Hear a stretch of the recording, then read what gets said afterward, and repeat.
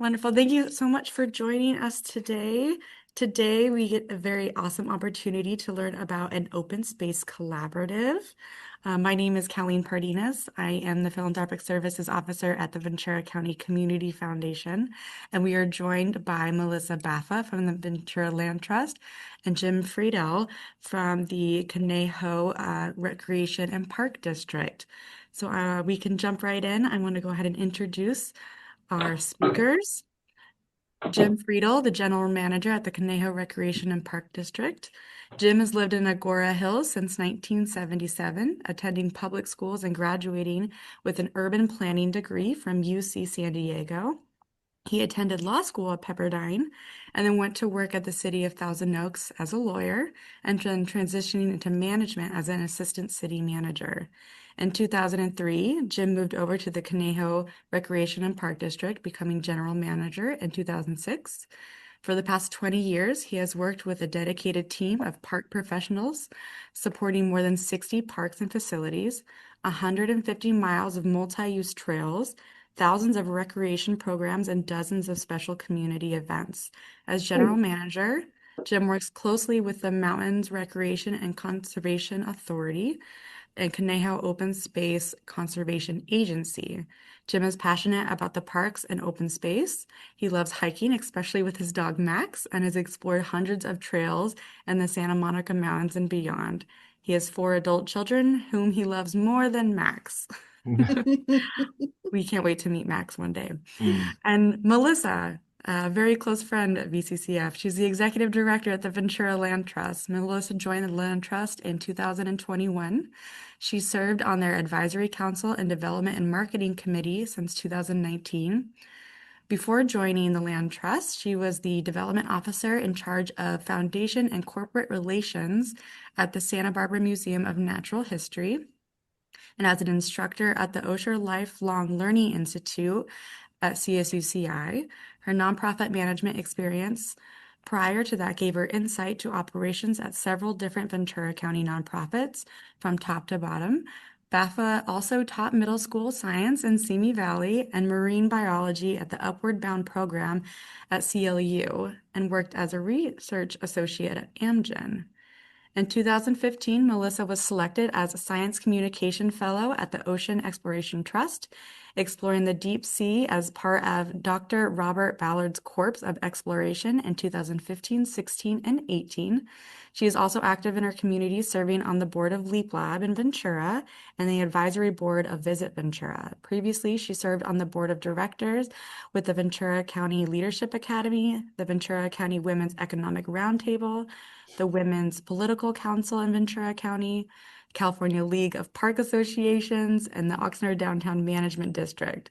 Melissa graduated from CLU with a bachelor's degree in biology and lives in Ventura, just walking distance from the Big Rock Preserve.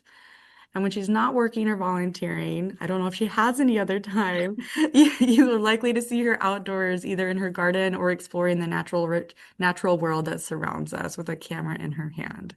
So it's my honor to introduce both of you. Thank you so much for being on our call today, and we look forward to learning about the Open Space Collaborative. Thank you. And thanks everybody for being with us today. I'm going to go ahead and share my screen, and hopefully it pops up correctly. It's always that moment of anxiety here. All right. Looks like I may need to launch my presentation, yeah? Yes. Okay. Forgive me, I'm working with dual monitors, and here we go. All right. So we are the Ventura County Open Space Collaborative. This was formed really from a desire to bring organizations together that work within the environmental space, that either own and manage open space, but also those that benefit from the presence of open space in Ventura County. And today, Jim and I are here presenting, but we have a couple of other founding members of the Open Space Collaborative. So I saw that Candace Menigan is with us today. Hi, Candace. And also another founding member is Linda Parks. And so we just in talking, decided that this was something that was very important to us to help kind of fill a gap and fill a need that was here in Ventura County. One of the things that, Jim and I, in deciding who was going to present today, the reason why we really wanted to raise our hands for this is that between he and I, we both represent the West County and the East County. And we also represent, a variety of different types of open space, whether it's undeveloped open space like what Ventura Land Trust has, or a very wide mix of types of space like Jim manages. So to give you a little bit of background into what we do at the Ventura Land Trust, we have just under 4,000 acres of open space throughout Ventura County. Most of it is publicly accessible. People can access it through hiking, mountain biking, bringing their dogs on a leash, on a hike. And most of it is centered around the city of Ventura, but not all of it. And Jim, do you want to give a little bit more background on what you do? Sure. I am the general manager primarily of the Caneo Rec and Park District, which for most people, it's like your park department of a city. We worry about soccer fields and baseball and basketball and community centers and pools and little local museums and botanic gardens, all the different kind of public properties that you can think of in an urban park system. But we're a partner with the City of Thousand Oaks and created a separate entity called the Caneo Open Space Conservation Agency, COSCA for short up here. And we actually own now 13,000 acres of open space, COSCA manages, of the 15,000 total acres around the city of Thousand Oaks. So it's hyper local and we focus on that, but we do have a lot of natural land as well as developed park sites. And then by virtue of my title, really, I am the finance officer for the Mountains Rec and Conservation Authority. So I don't really get into operations whatsoever, but I'm really familiar with the MRCA and all the good work they've done. Living in Agora, I've been part of seeing what the Conservancy can do. If anyone's familiar with like the Amundsen Ranch that turned into the Upper Las Virgenes Open Space Preserve, King Gillette Ranch, a lot of really big properties, magnificent properties throughout the Santa Monica. So my passion, really, if I wasn't working, I'd probably be doing something similar to what I'm doing, because I absolutely love the outdoors and the open space and hiking with my dog, who's behind me on the that's his photo, but or his painting. I got a painting of him because he passed away on December 31st this year. So I am dogless right now. I'm looking for a border collie. That's it. Thanks, Jim.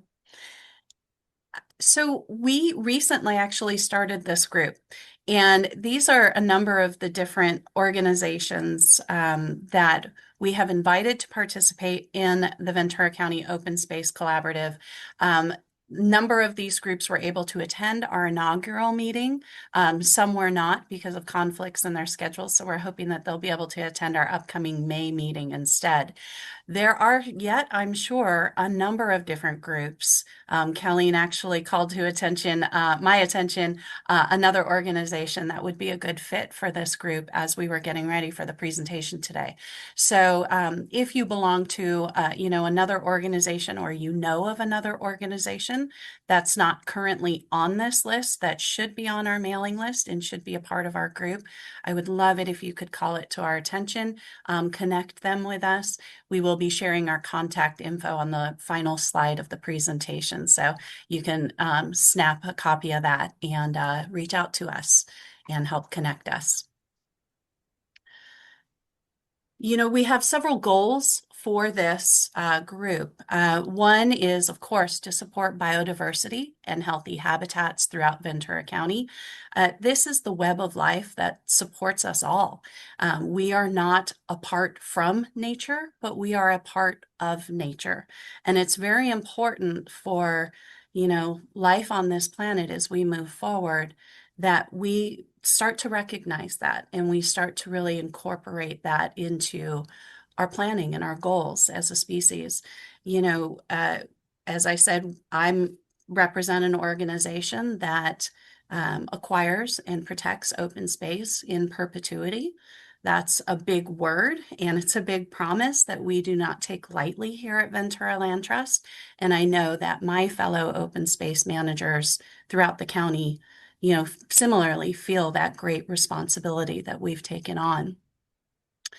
Um, Jim brought up this next point, and Jim, I'll have you speak to this one. Sure. In the developed park world, as new development is coming into our communities, I know there's different opinions on growth or no growth, but the truth is our county's been shrinking in population of late. The the state has kind of recognized the shortage of housing and affordability, and in part the homelessness issue. A lot has to do with housing, and our city, like so many others, are now trying to figure out how to comply with the changing state rules and add housing into their existing general plans, update general plans. So in Thousand Oaks, we are seeing a lot more multifamily primarily, but even some, believe it or not, some single family subdivisions, there's a little bit, a tiny bit of land left. So one of the things on the developed park world is to maintain a parks per population ratio. So there's a state law, the Quimby ordinance, and it helps us to keep up with the growing population. And I don't think that's a crazy notion to have with natural open space lands as well.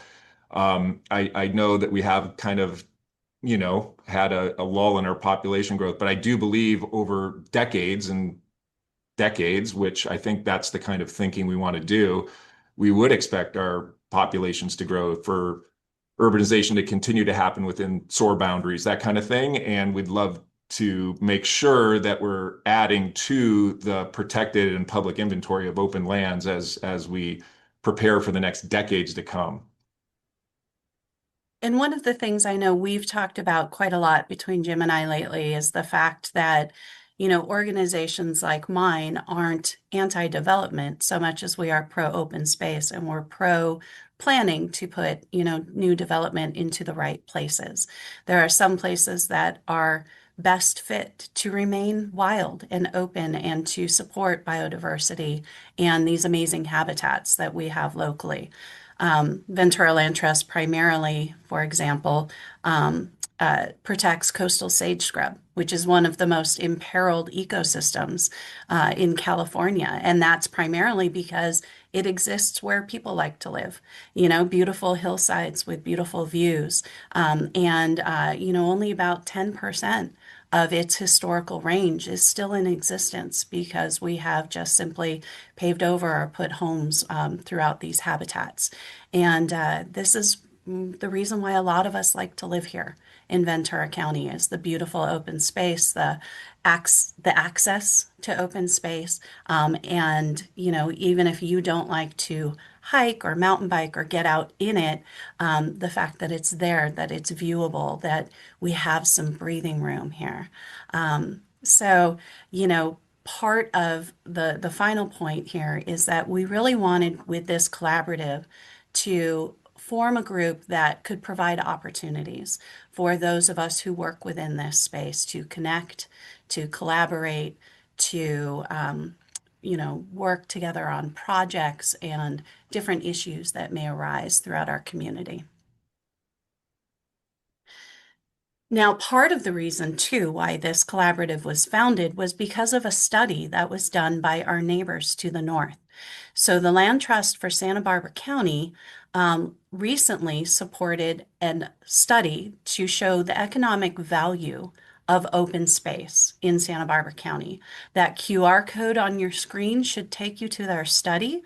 I definitely urge you to click on that and check it out maybe after our presentation, and dive into it because it is a really fascinating report that they put together recently.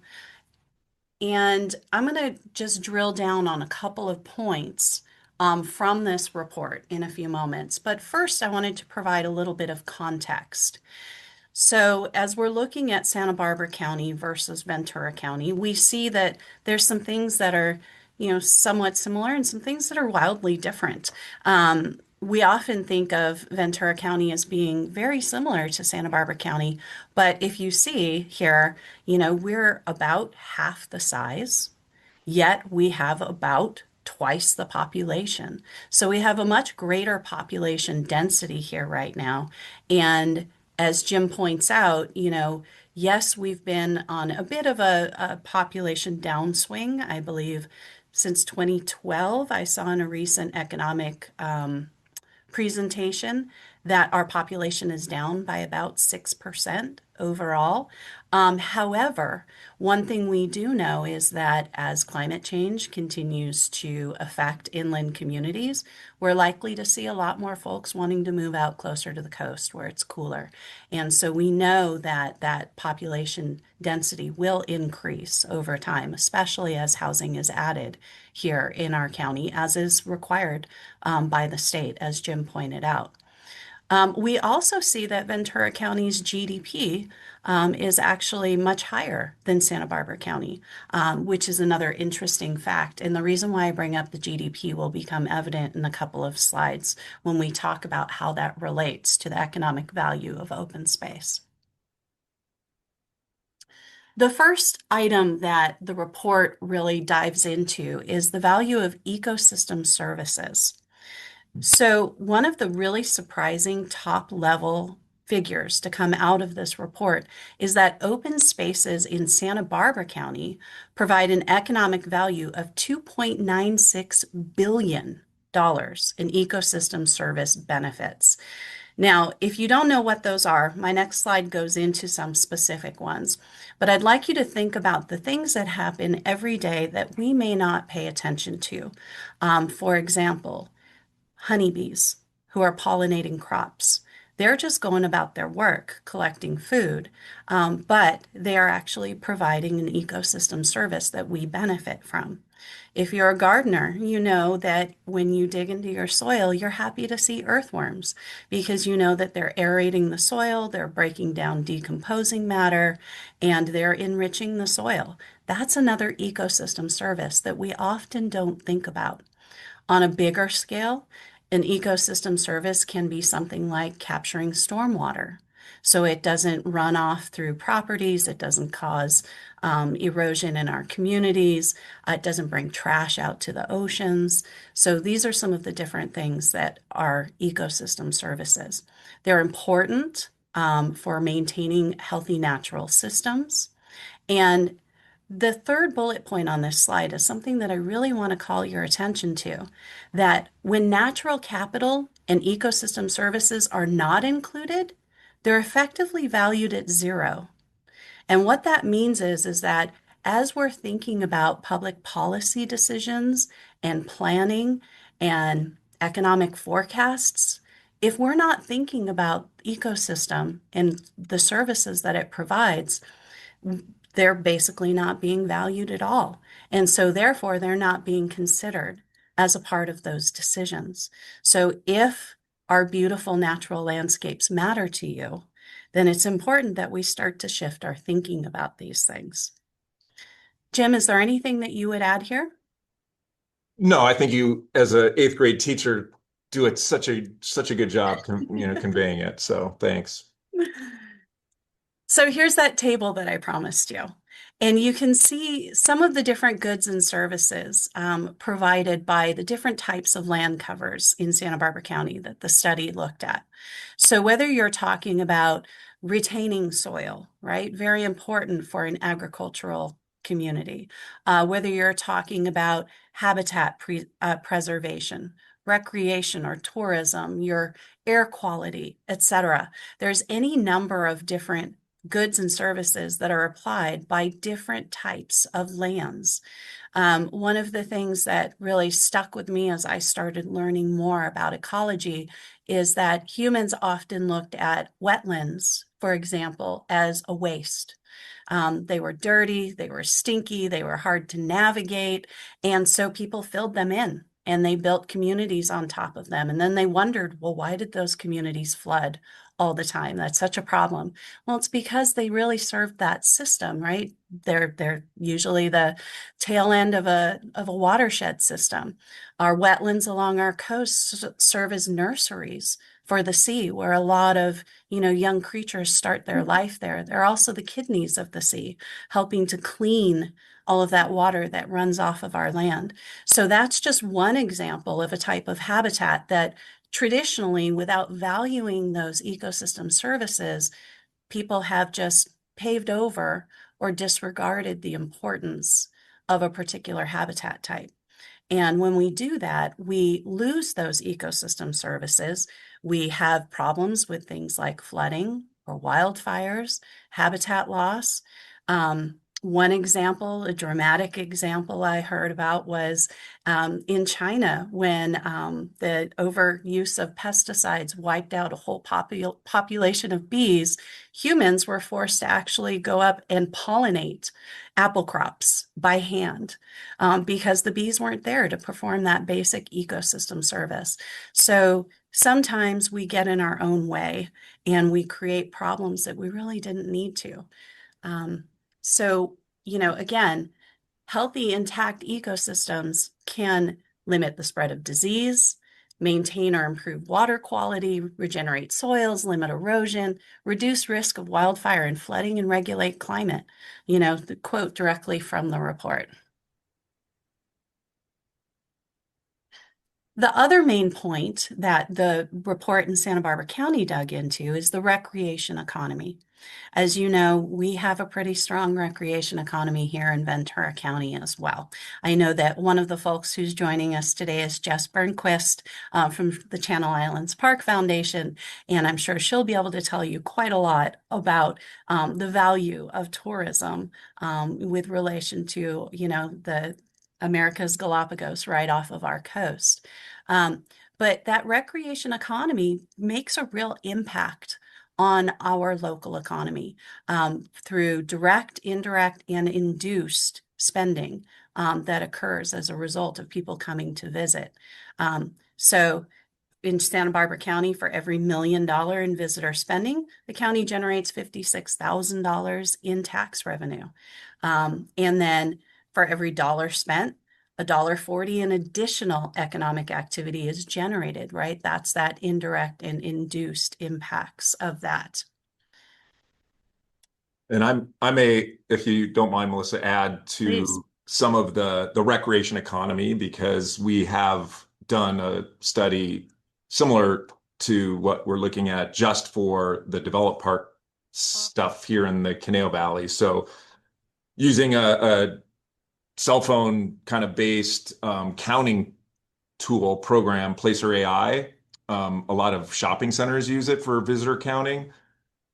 We did a subscription to just get a sense of our visitor counts in every single park, all of our open space systems. So we have a really good sense of how many folks are here. And just to put things in context, I know our Civic Arts Plaza here in Thousand Oaks is very popular and I love it and a lot of people love it and it has 200,000 visitors a year. I have 8 developed park sites that have higher visitor counts, up to 600,000 at the Conejo Creek South soccer fields. Our Wildwood Regional Park, our natural park, we have 310,000 people a year that visit that park. So we know that people are already using and choosing to be in open space and enjoy the trails and amenities that we have. So I think um, I'm really excited to see what our whole county could look like because um, I just hear from so many people about the reason that they love and value Ventura County over, say, somewhere else in Southern California is our open spaces. Like that's what Jim Fryhoff today at his speech as the sheriff talking about all the great things that our sheriff's department is doing mentioned like, yeah, and it's kind of a little easier for us to recruit because everybody wants to live here. Like that's like what he was saying. Even the deputies are like, I know where I want to live. So, Yeah, and I would echo that as well. Our Harmon Canyon Preserve, which opened in 2020 at the height of the pandemic, now welcomes 100,000 visitors per year. Um, By contrast, the population of Ventura is about 100,000 people. So, we just opened the Ventura Hills Nature Preserve. We don't have numbers on that yet, but we expect similar levels of visitation. So people are very eager to get outside and explore. We get a lot of outside visitors as well to our preserves, which I know other open spaces around here do as well. So again, we see that economic impact in Santa Barbara County, that outdoor recreation spending, $630 million per year. Pretty impressive into what it ends up bringing in, particularly when you start thinking about, overnight type stays that will also trigger, hotel stays and meals and other things. So, some of the questions that we really are hoping to answer through our own economic study and through our group coming together is, how can this study and this group benefit our region? How can it inform planning and policy decisions across the county moving forward? And how can we prepare our county for the future while protecting the very finite environmental resources that we have available? There's only so much land, and as one of my former board members used to say, they're not making more of it. At least not here, maybe in Hawaii and Iceland and places that have volcanoes. They're making more land, but not here.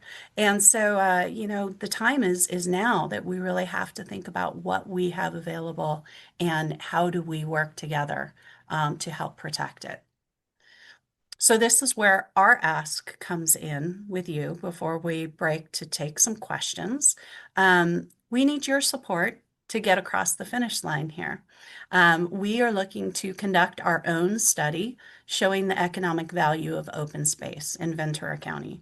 We think that this will be important for a number of different groups. It helps us to build our case statements. It helps us to then leverage that information to acquire support from a variety of different supporters. So one of the things that we have asked our members of the Open Space Collaborative to do is to contribute toward this open space study.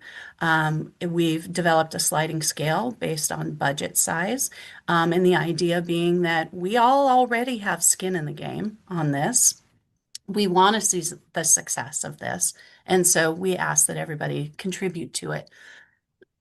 Excuse me. But even with that, additional funding is going to be required. So if this is something that's inspirational to you, something that you're interested in supporting or learning more about, we encourage you to reach out and to support this effort. So some of the areas of focus in the report could be ecosystem services and recreational spending. Excuse me. Jim, you want to take this last one? Sure. So, the other things we do want to, ecosystem services, recreational spending are clearly kind of the primary driver. The theory, if it isn't counted, it doesn't count. So we want to better understand the economic value, but it can be used in other ways.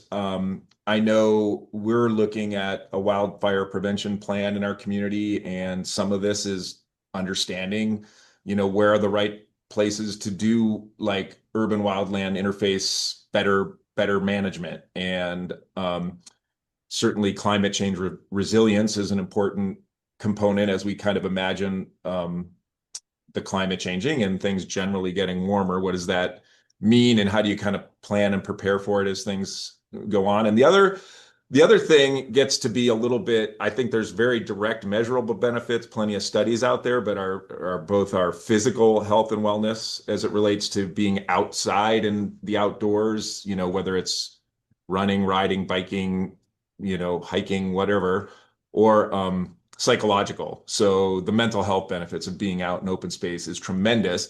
And if you imagine that in a countywide area, like in Thousand Oaks, we literally can say that 98% of our residential dwellings are within a 1 mile walk to a trailhead. And so our open space system is a little ingrained into the community. It's generally around the community, but we definitely have some pockets that go into the community, which helps everybody be able to kind of get to a trailhead in a short walk.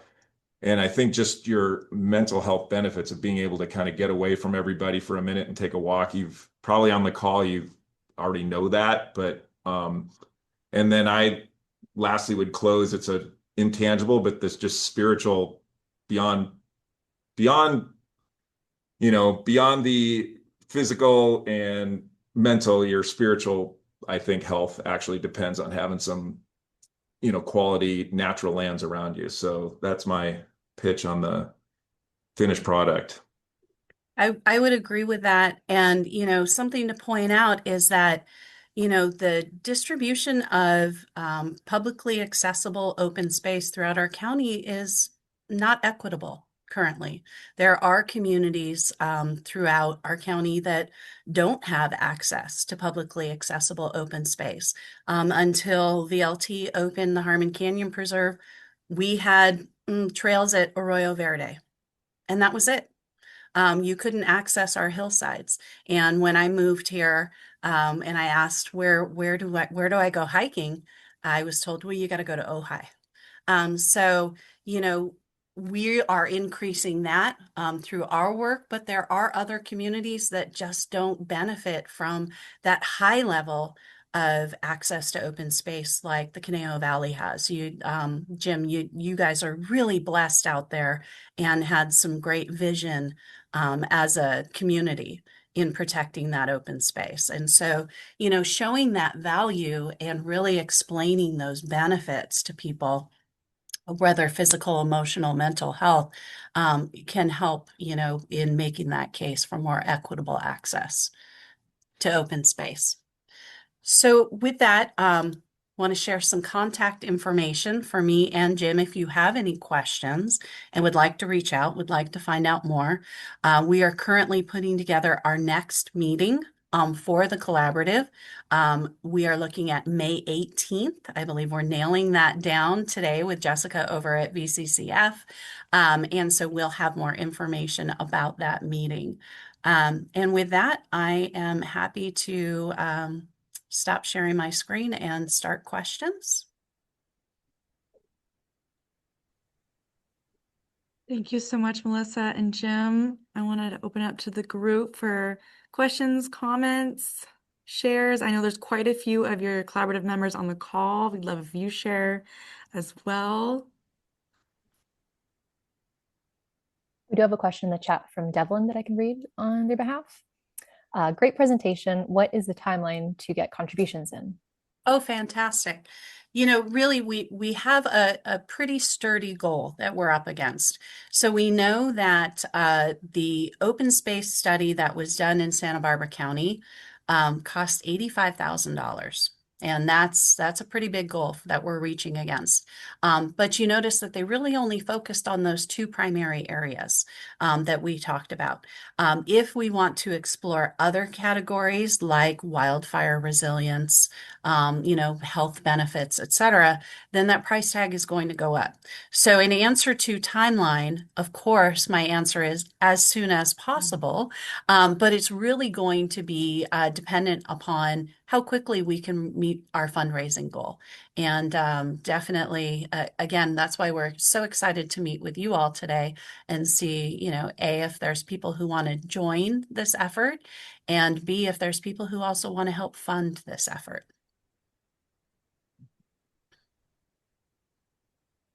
And then Melissa too, I did see from Dawn if we'll get some maybe donation and sponsorship opportunities. If you have that available, we can share that out with the group as well. Would love to do that. Yes. Christian. Yeah, I just a quick comment. When I grew up in Ventura, but my grandparents live in Santa Barbara, so I spent a lot of weekends growing up going to the Douglas Preserve. Even I think I can even remember a bit about when it was still called the Wilcox property in Santa Barbara. My grandparents were some of the people in the neighborhood who helped kind of organize at that time for that area to be preserved. And I just share this to say that I think I can certainly say from experience I know what it means to have access to open space, especially that you can walk to. And I think just how incredibly healing that can be and just how much it makes people want to live somewhere. So I think that I can say, as someone who's lived in Ventura my whole life, having access to the Harmon Canyon was a huge change that was really positive. And I just think that the more places we can make like this in the world, the better it will be. So I just want to express my support for the work that's being done. So. Thank you, Christian. Well said, Christian. Thank you. And if you don't know Christian, he's our impact officer here at VCCF. So get to know him. He's doing some great work. I see Michelle's comment in the chat as well. Is the next meeting on May 18th open to initial collaborative invitees only? Wondering if when public officials will be able to listen in. Oh, Michelle, great question. Michelle would love to invite you to participate and other public officials. Let's put our heads together.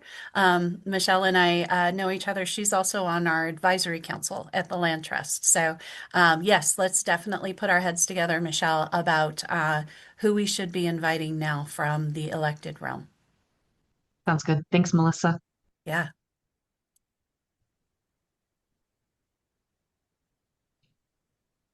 All right, I have a question. I'm Mark Gillen from Miller Trust.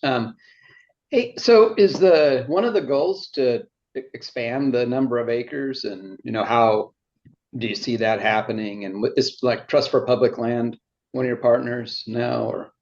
Yeah, that's a good question.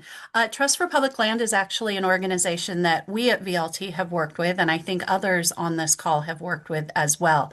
I think that expanding open space in Ventura County is absolutely a goal, whether it's, for the individual organizations, but having this economic study will help us to also make that case to potential funders as to why protection of open space is so important, especially with the various pressures that we face in this county, to increase housing.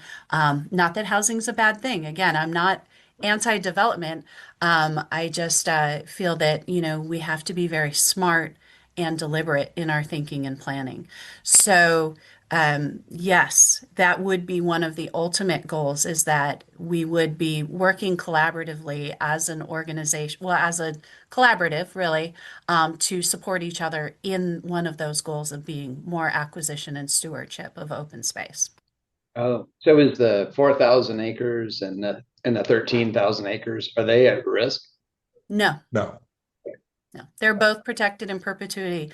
And there are other organizations on this call that, also protect the land that is protected now. Our goal is to not only continue to protect what may be held by other entities, so whether, federal, state lands, and private, but then also to look at, are there other spaces that can be protected in perpetuity for the benefit of, biodiversity and habitat protection? Okay, And thank you. I might add a little to that answer, because we have done a pretty good job of acquiring a lot of land already. We took a lot of stuff that was, in terms of its ecosystem services and value, a lot of mustard and Russian thistle and a bunch of non-native invasive plants that, don't necessarily need to be there. But if I could have a study that explained the value of converting, say, a bunch of weeds to better, chaparral and coastal sage scrub or oak savanna or even wetlands, then grant funding with a study like this, grant funding might be a little easier to get. So that's one of the reasons I'm excited about it. Yeah, and it is important to recognize too the value of urban parks.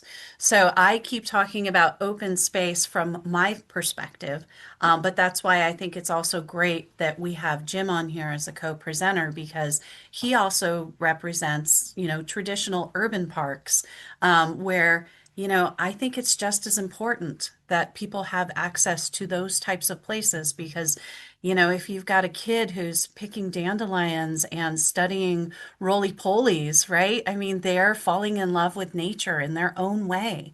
And so it's a great gateway to really connecting and being outdoors. So please don't take my continued reference to our types of lands as me saying that's the only valuable type of land for us to protect. And Melissa, may I ask, maybe you know, maybe you don't, but has Santa Barbara seen an increase after their study that they've conducted? Has it really helped with their fundraising goals to protect open space? Yes, so our first meeting of our collaborative, actually, we had Meredith Hendricks, the executive director of the Land Trust for Santa Barbara County, uh, present to us. And it absolutely has helped them both broach new relationships and new conversations and, bring in funding for the organization. Wonderful. Thank you. And Jim, I saw your hand first if you want to share. I believe you're on mute. There you go. Yeah. Yeah.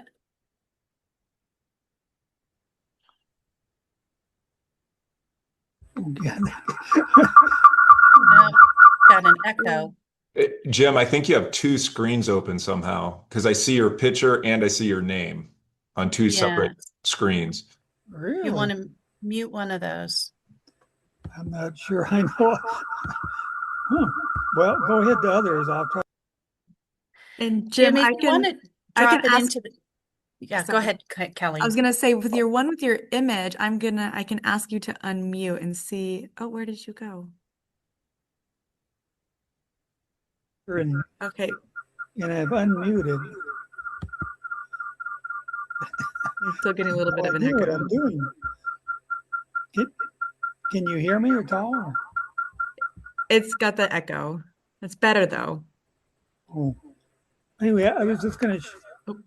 I was just. My name's Jim Hines. I'm with the Sierra Club, and I was going to share that this morning we looked at the latest piece of open space land to be preserved in Ventura County, specifically Western Ventura County, and that was the Ojai Valley Land Conservancy's 6,000 acre Rancho Canada Larga property. And we looked at it this morning, and it stretches from the hills above West Ventura all the way to Upper Ojai, and they revealed some of their plans for future habitat protection and hiking trails and educational facilities there. So we're making some great progress, and that's our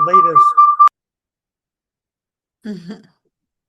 Yeah, thank you, Jen. Yeah, that recently acquired property is, I believe, the largest in Ventura County. So wonderful. And Deborah, your hand is up as well.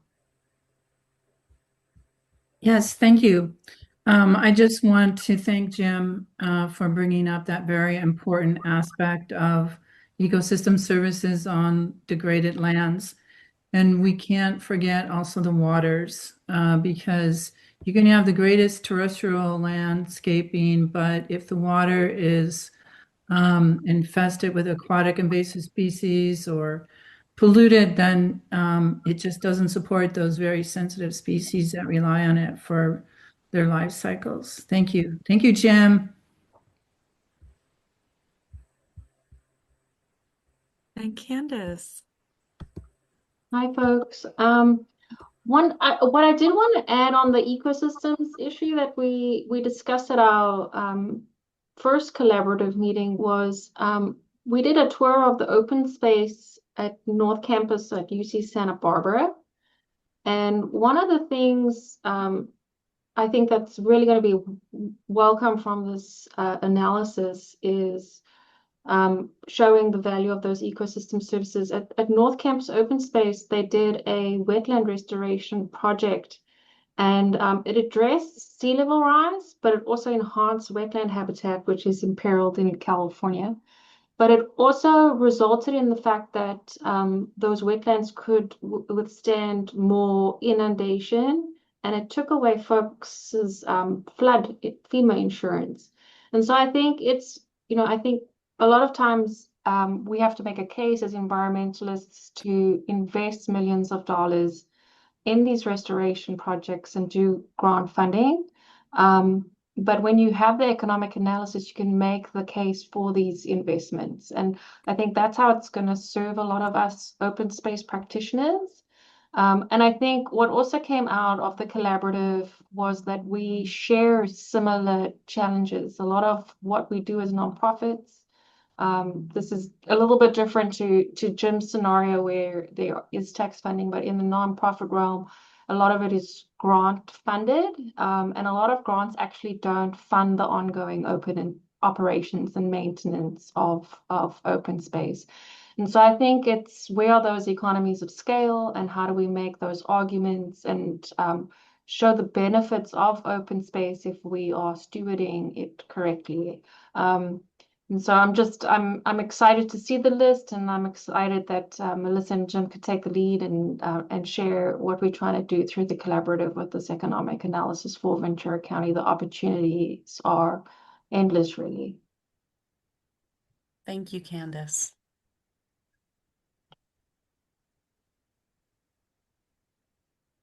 Are there any other questions or comments?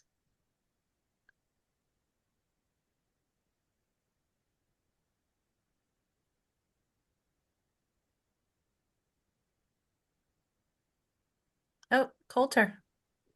Well, I thought I'd just say thank you to you and Jim for leading this. Looking forward to more. And um, I do have questions, but they're more transactional. I can get you after. Okay, great. And you'll see information coming out soon about that next meeting.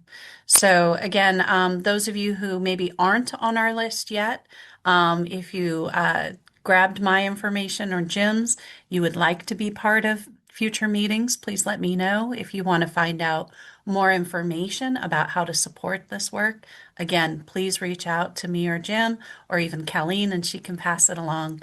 And we would love to hear your thoughts, insights, input.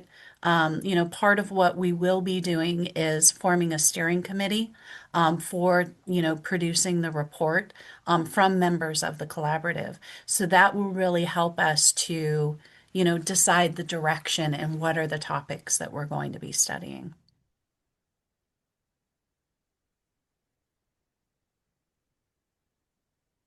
Well, thank you, everyone. Like you said, we're going to share Melissa and Jim's contact information. So if you need follow-up questions, please reach out. You can always reach out to me as well. I'm happy to connect you. This has been a really great and informational lunch and learn. We're so grateful for these opportunities. There's so many on this call from nonprofit partners and all across the board, government. Everyone is here today. So thank you for showing up. We're happy you're here. We do have another lunch and learn this month. We did a little back-to-back. So we actually have one next week on Thursday. That one's going to be in person. And sticking with Earth Month, that's going to be with our Environmental Workforce Collaborative. Derek here with crew, he is part of that collaborative, so he will be on the call as well, along with those Environmental Workforce Collaborative partners. So if you haven't seen that, please reach out. I can send you an invite. That's here at our nonprofit center in Camarillo. We'd love to have you. And then thank you, everyone. Happy Earth Month. Thanks, everybody. Happy Thank you. Bye. Bye.